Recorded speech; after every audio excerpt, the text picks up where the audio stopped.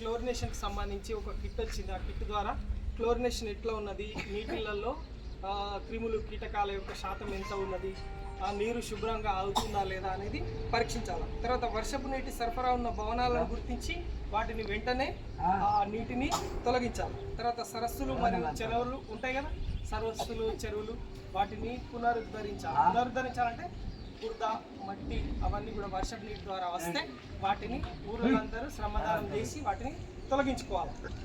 ఇలాంటి కార్యక్రమం 6వ తారీఖు నాడు చేపట్టాలి.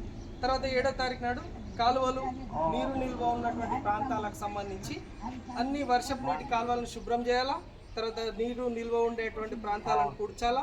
నీటి బయట రోడ్డు పనులు అట్లాంటివన్నీ క్రిములు కీటకాలు అవన్నీ ఏం ఉండకుండా చెత్త చెదారాన్ని తొలగించుకునేటువంటి పనులు మనం చేసుకోవాలి. తర్వాత 8వ తారీఖు నాడు ఆరోగ్యము పిచ్చి మొక్కల సమస్య, అంటే పిచ్చి మొక్కలను తొలగించుకోవాలి. పిచ్చి మొక్కలను తొలగించుకుంటే దోమలు క్రిములు